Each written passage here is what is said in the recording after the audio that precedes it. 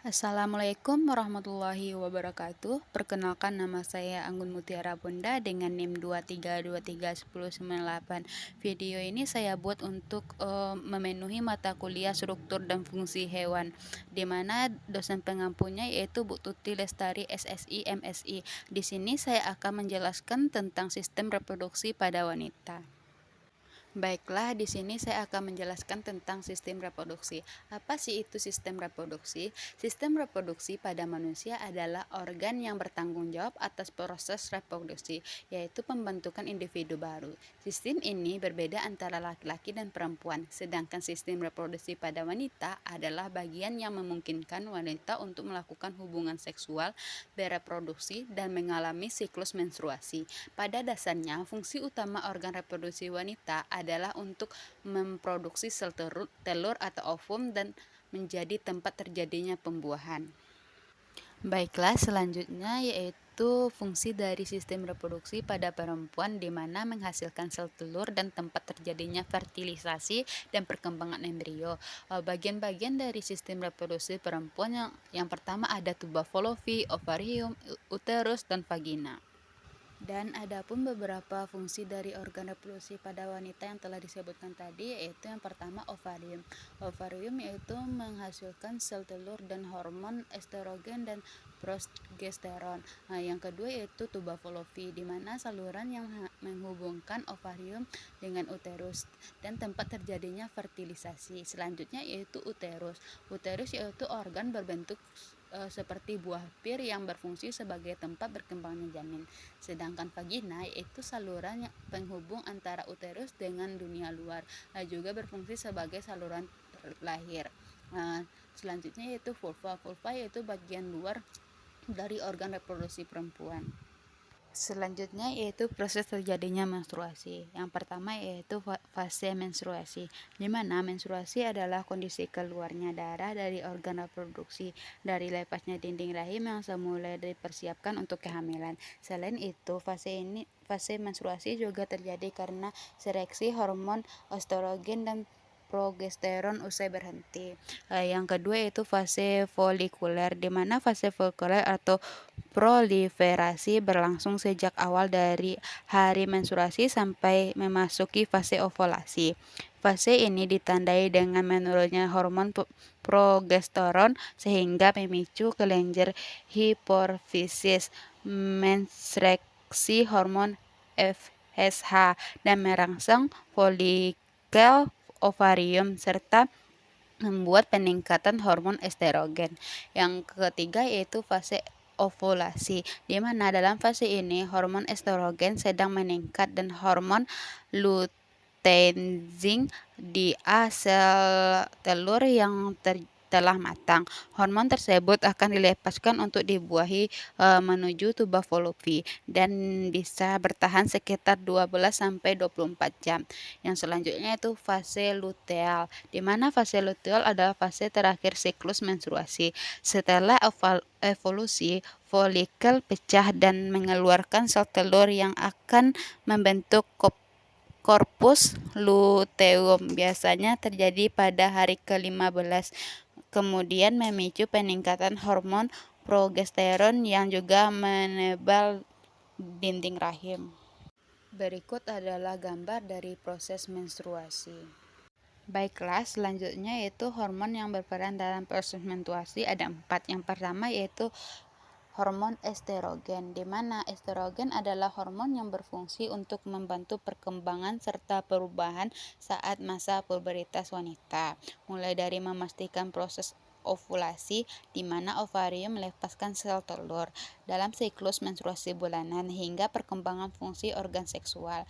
Selanjutnya itu progesteron, di mana progesteron adalah yang berfungsi utamanya mengatur siklus menstruasi dan mendukung kehamilan dan ovulasi. Hormon ini dihasilkan dari sel-sel lutein korpus luteum. Selanjutnya yaitu GnRH, di mana GnRH adalah merangsang produksi hormon perangsang folikel dan hormon luteinizing. Hormon GnRH berfungsi membuat hormon seks testosteron, estrogen, dan progesteron yang penting untuk kematangan seksual, dorongan seks, dan kesuburan. Selanjutnya itu hormon FSH adalah hormon glikoprotein yang memacu pematangan folusil dan fase folikuler dari siklus.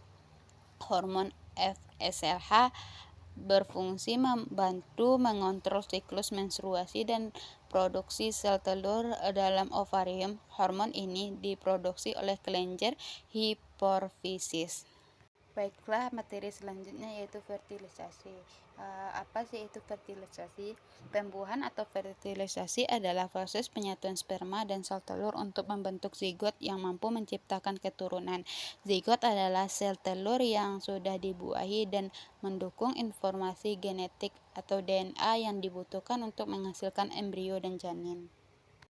Materi selanjutnya itu proses fertilisasi pada manusia ada 4. Yang pertama, ovulasi, di mana wanita subur mengalami menstruasi setiap bulannya. Itu artinya tubuhnya mengalami proses ovulasi atau keluarnya sel telur dari ovarium atau indung telur.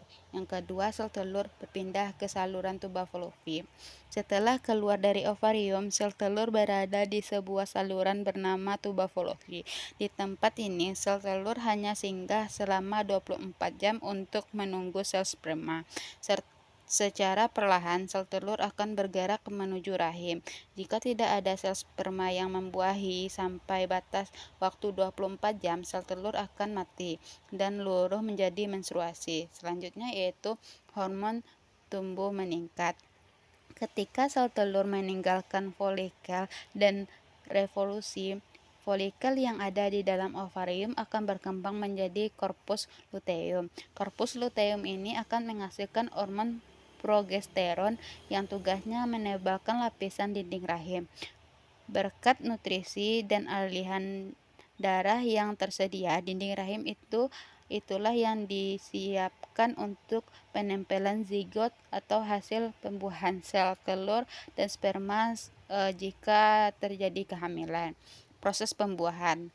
Jika dalam 24 jam sel telur berhasil menerobos masuk dan membuah hasil telur, maka terjadilah proses fertilisasi atau pembuahan.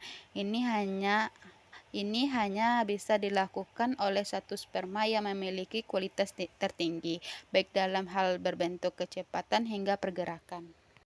Adapun hormon yang terlibat, yang pertama yaitu hormon GnRH, yang kedua yaitu hormon FSH, yang ketiga yaitu hormon LH, yang keempat yaitu estrogen, yang kelima yaitu progesteron, yang keenam yaitu hormon HGG. Baiklah, selanjutnya perkembangan embrio setelah terjadinya fertilisasi. Yang pertama yaitu zigot. Fertilisasi menghasilkan sebuah zigot, yaitu sel tunggal hasil penggabungan inti sel telur atau ovum dan sperma. Zigot memiliki materi genetik lengkap 46 kromosom pada manusia dan mulai melakukan pembelahan mitosis beberapa jam setelah pembuahan. Baiklah, yang kedua yaitu pembelahan sel. Zigot mulai mengalami serangkaian pembelahan mitosis berulang yang disebut cleavage.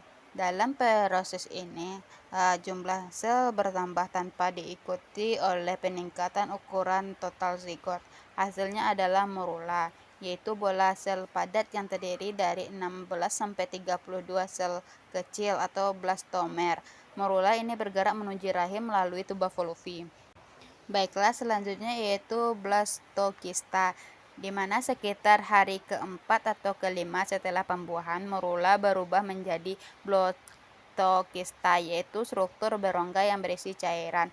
Blastokista terdiri dari 2 lapisan utama. Yang pertama yaitu massa sel dalam akan berkembang menjadi embrio. Yang kedua yaitu trophoblast akan membentuk planseta dan struktur pendukung lainnya. Blastokista mencapai rahim dan siap untuk menempel pada dinding rahim. Baik, Baiklah, selanjutnya yaitu implantasi. Sekitar hari 4 sampai ke 5 setelah pembuahan, morula berubah menjadi blastokista, yaitu struktur berongga yang berisi cairan. Blastokista terdiri dari dua lapisan utama. Yang pertama, massa sel dalam akan berkembang menjadi embrio. Yang kedua, trobaplas akan membentuk plasenta dan struktur pendukung lainnya. Blastokista mencapai rahim dan siap untuk membelah pada dinding rahim. Selanjutnya yaitu gastrulasi. Pada minggu kedua, massa sel dalam blastokista berkembang menjadi 3 lapisan germinal melalui proses gastrulasi. Yang pertama, ekstodrem akan menjadi kulit, sistem saraf, dan organ sensorik. Yang kedua, mesodrem akan membentuk otot, tulang, sistem kardiovaskular, dan organ reproduksi. Yang ketiga yaitu endodrem akan membentuk saluran pencernaan, paru-paru, dan organ dalam lainnya. Selanjutnya yaitu neurulasi dan pembentukan organ. Pada minggu ketiga, proses neurasi terjadi. Sistem saraf pusat mulai terbentuk dari endodrem dan membentuk tabung saraf yang akan berkembang menjadi otak dan sumsum tulang belakang. Organ-organ utama mulai terbentuk atau proses organogenesis, diikuti oleh pertumbuhan dan diferensiasi jaringan. Selanjutnya yaitu pembentukan struktur embrionik dan fetal. Pada minggu keempat hingga minggu ke-8, embrio semakin berkembang dan struktur tubuh utama mulai terlihat. Pada akhir minggu ke-8, embrio secara resmi disebut sebagai janin atau fetus, dan semua organ utama telah terbentuk meskipun masih dalam tahap awal. Tahap ini sangat penting karena menentukan keberhasilan implantasi dan perkembangan awal kehidupan hingga mencapai tahap janin, di mana pertumbuhan dan maturasi lebih lanjut akan terjadi. Baiklah, hanya sekian materi yang saya sampaikan dalam video ini. Apabila ada kesalahan dalam penyampaian kata, saya mohon maaf sebesar-besarnya. Saya ucapkan assalamualaikum warahmatullahi wabarakatuh.